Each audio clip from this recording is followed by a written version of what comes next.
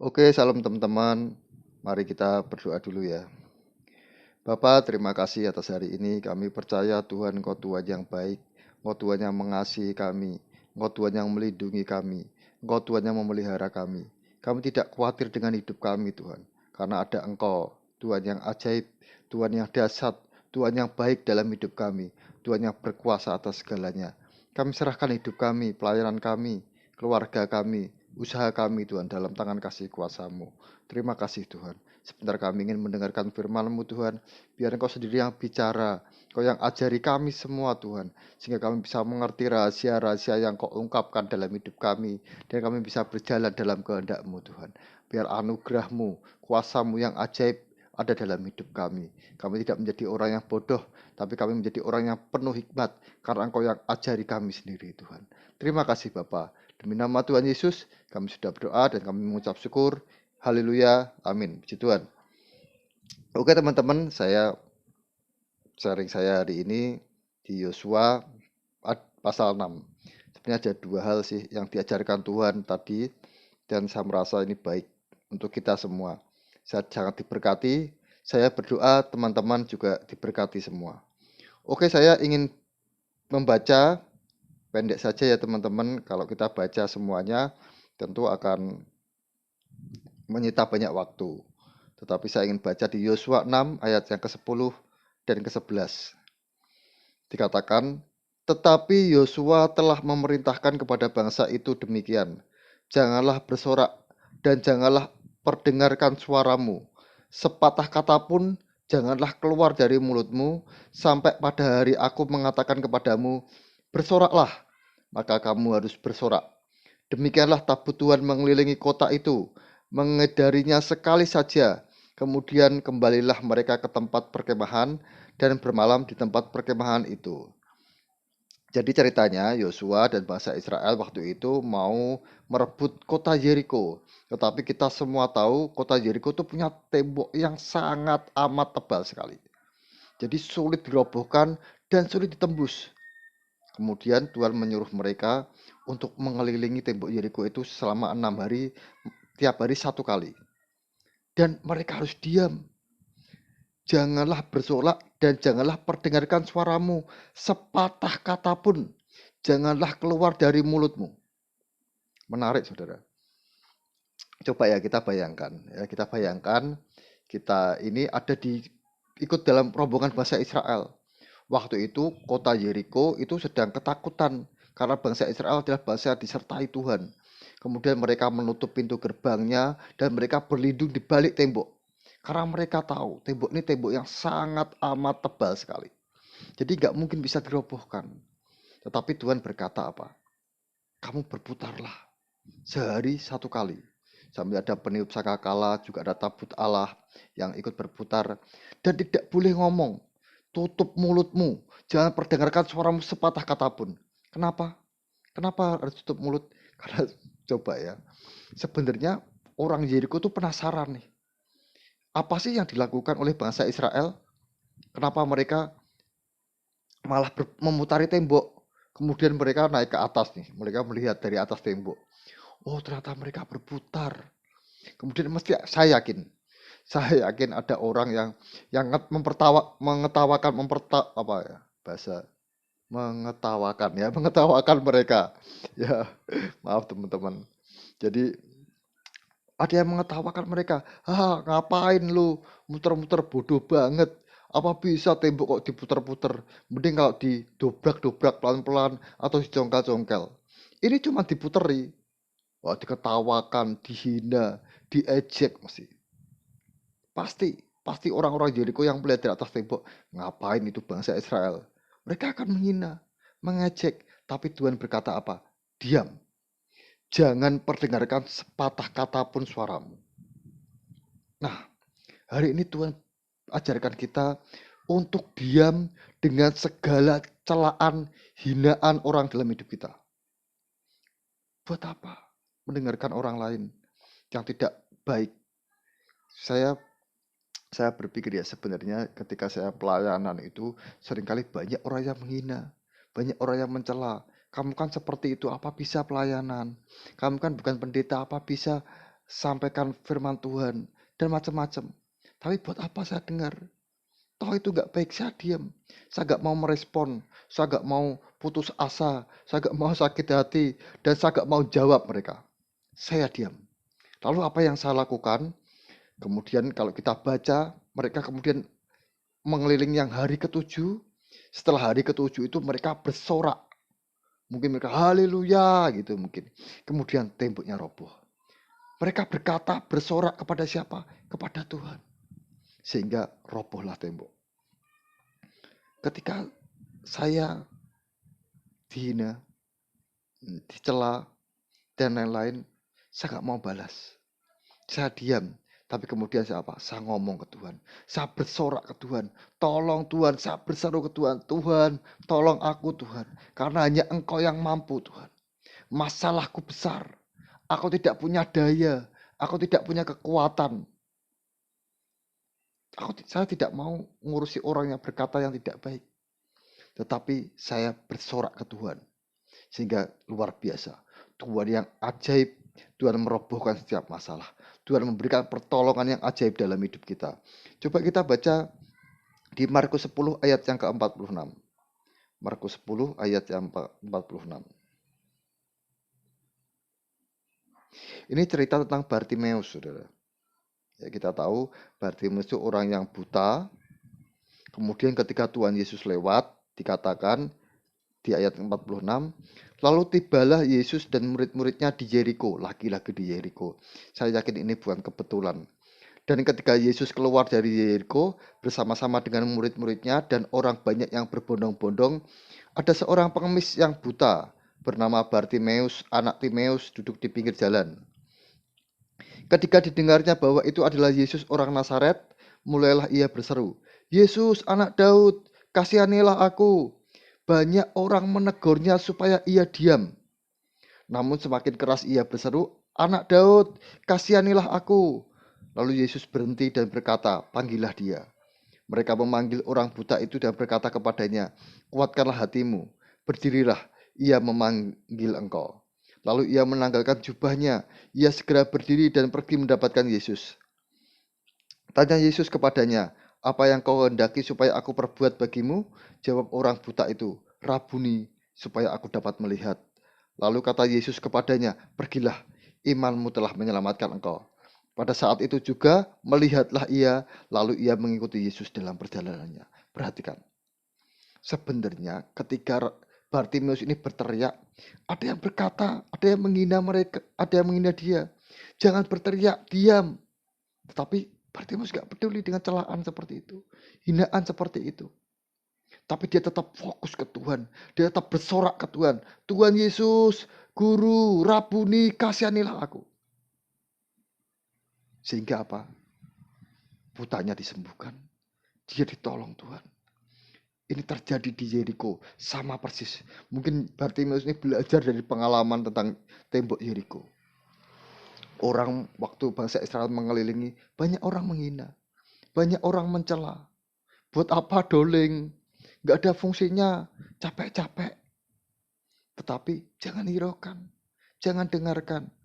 Saya percaya di antara kita pasti banyak orang yang punya keterbatasan. Mungkin secara ekonomi, secara kepandaian, secara macam-macam lah. Fisik. Sehingga ketika Tuhan tanamkan visi kepada kita, kemudian banyak orang yang mencela kita, menghina kita. Apa kamu bisa? Apa kamu sanggup? Mungkin bahkan orang tua atau keluarga kita sendiri. Kamu tuh anak bodoh. Kamu tidak bisa. Kamu tidak akan berhasil. Atau mungkin kamu anak nggak berguna dan lain-lain. Abaikan. Jangan dengarkan. Diam. Jangan jawab. Tetap fokus ke Tuhan. Kita bersorak ke Tuhan. Kita berseru ke Tuhan. Maka Tuhan yang akan berperang ganti kita dan Tuhan memberi kita kemenangan. Tuhan yang merobohkan masalah-masalah kita. Tuhan yang mengalahkan tembok-tembok yang ada dalam hidup kita. Saya percaya itu. Pertama yang diajarkan Tuhan hari ini adalah rahasia mengalahkan masalah. Yaitu diam terhadap segala celaan, hinaan, semua yang melemahkan. Tetapi kita fokus ke Tuhan. Kita bersorak minta pertolongan Tuhan. Berseru terus ke Tuhan. Jangan abaikan orang-orang yang melemahkan, orang-orang yang menghalangi Bartimeus. Bartimeus gak peduli. Dia tetap kejar Tuhan dan berseru ke Tuhan. Maka dia disembuhkan. Orang bangsa Israel gak peduli dengan hinaan. Dia tetap fokus doa. Dia tetap fokus melakukan apa yang Tuhan perintahkan. Kemudian mereka bersorak dan tembok Yeriko roboh. Saya berdoa, hal ini penting buat kita untuk kita merobohkan setiap masalah. Ya, jangan dengan cara kita. Jangan tanggapi orang-orang yang gak baik. Jangan. Tetapi tetap fokus ke Tuhan. Kemudian yang kedua, saya akan bacakan dulu di Yosua pasal yang ke-7 ayat yang pertama. Tetapi orang Israel berubah setia dengan mengambil barang-barang yang dikhususkan itu. Karena Achan bin Karmi bin Zabdi bin Zerah dari suku Yehuda mengambil sesuatu dari barang-barang yang dikhususkan itu. Lalu bangkitlah murka Tuhan terhadap orang Israel. Waktu saya baca ini saya berpikir, wah ternyata Tuhan juga peduli loh. Ketika bangsa ini suku Yehuda sendiri yang bersalah, Tuhan tetap hukum dia. Kenapa kesalahannya? Karena Achan bin Karmi dari suku Yehuda ini menyembunyikan barang-barang emas, perak, dan kain yang mahal yang seharusnya dipersembahkan ke Tuhan. Tapi dia sembunyikan. Sehingga akhirnya ketika bangsa Israel menyerang kota Ai, mereka kalah. Karena apa? Tuhan marah dengan Achan bin Karmi ini.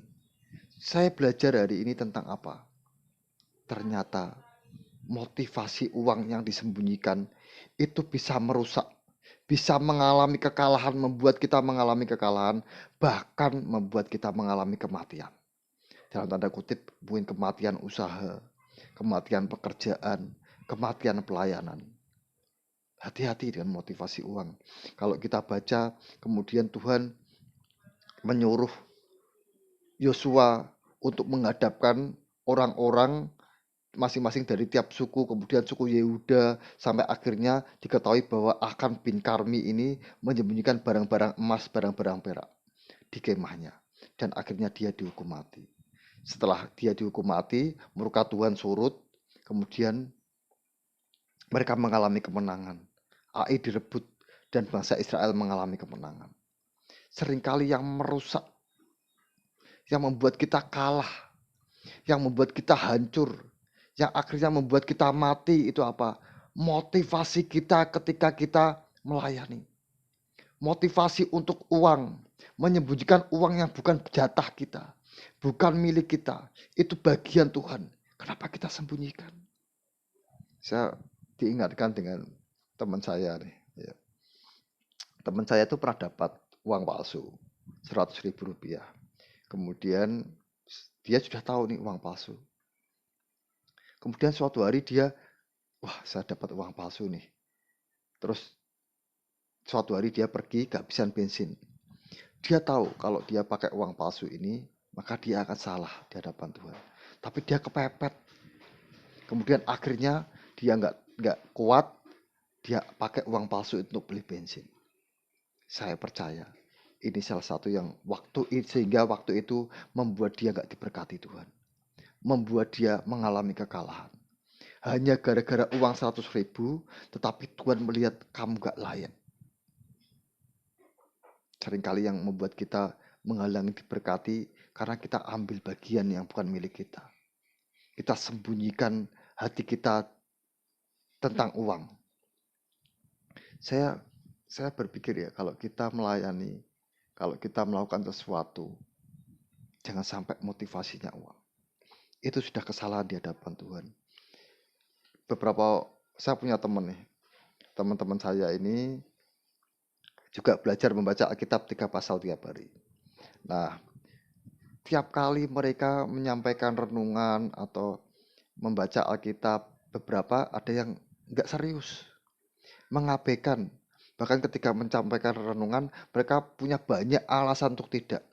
Kemudian saya berpikir, wah seandainya orang yang menyampaikan renungan dapat uang 500.000, wah pasti nggak ada yang menolak.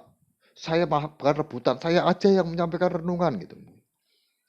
Tetapi ketika tidak ada, berapa orang yang masih mau melayani karena nggak ada apa-apanya, nggak ada uang yang didapat.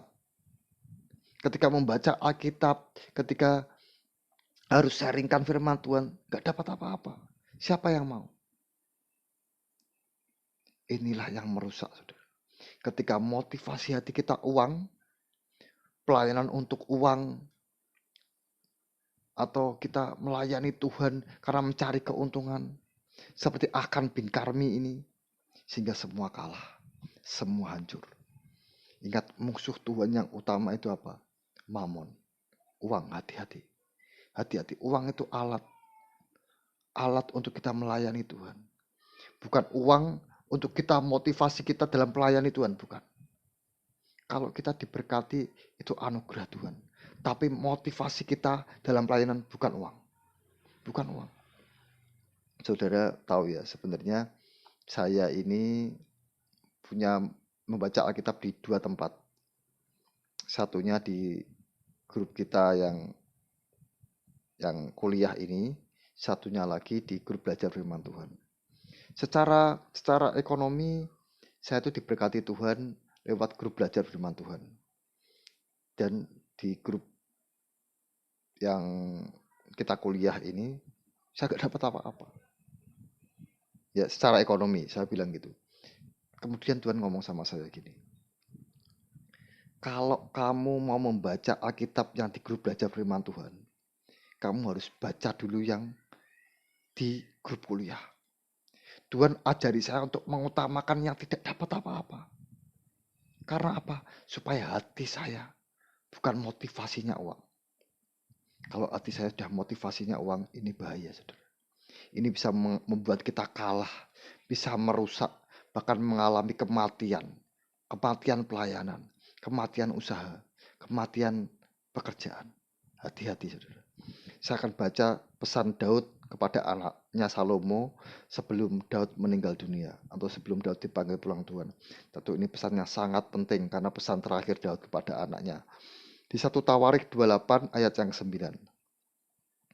Dan engkau anakku Salomo, kenalah Allahnya ayahmu, dan beribadahlah kepadanya dengan tulus ikhlas dan dengan rela hati. Sebab, perhatikan, Tuhan menyelidiki segala hati dan mengerti segala niat dan cita-cita. Niat kita apa? Motivasi kita dalam melayani Tuhan itu diselidiki Tuhan. Kalau motivasi kita uang, kita membaca Alkitab, kita sharing firman Tuhan karena uang. Aku melayani di sini dapat keuntungan. Sementara yang gak dapat keuntungan, kita abaikan.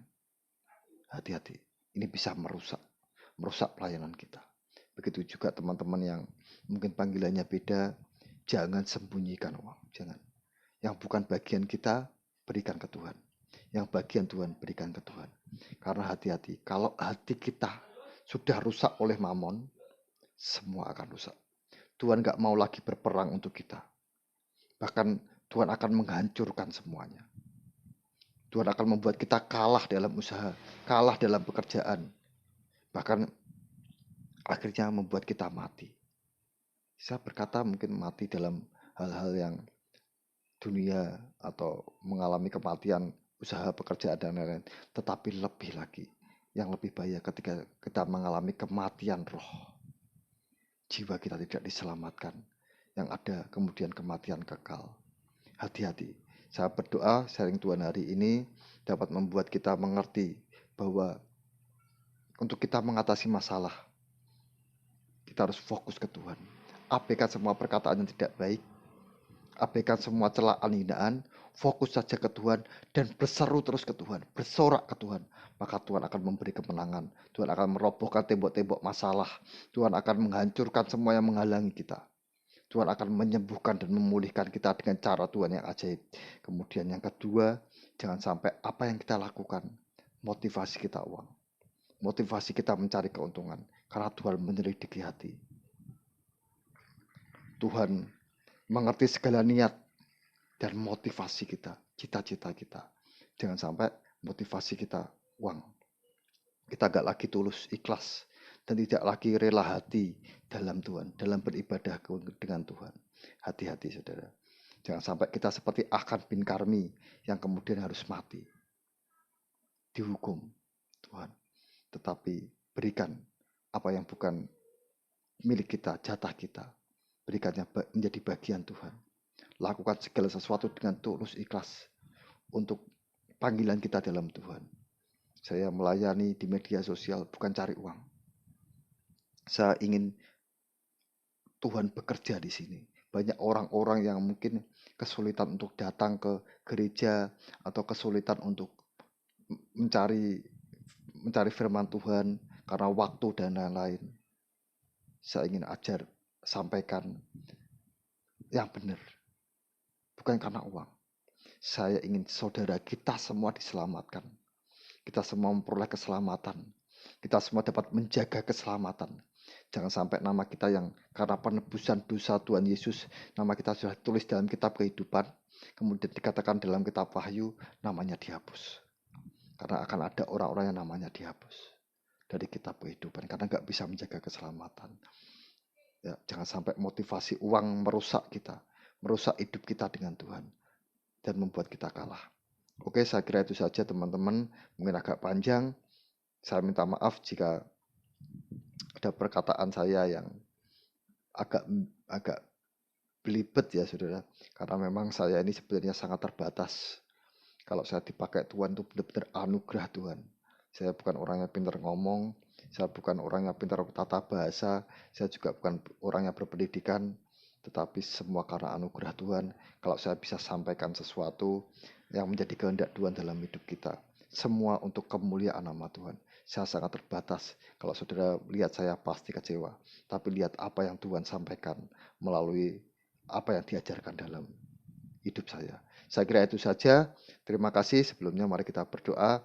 Saya secara khusus ingin berdoa bagi teman-teman yang mengalami sakit penyakit, saudara, terutama yang mengalami COVID-19. Kalau saudara punya teman, saudara, atau keluarga yang mengalami COVID-19, ajak percaya Tuhan. Ajak percaya Tuhan, kemudian ajak berdoa atau dengarkan doa yang kita panjatkan hari ini. Dia suruh melihat aja, suruh ikuti doa kita hari ini. Ya, karena saya percaya di atas segalanya Tuhan adalah Tuhan yang Maha Kuasa atas segalanya. Oke, kita akan berdoa. Bapa, terima kasih atas hari ini, terima kasih atas firman-Mu Tuhan.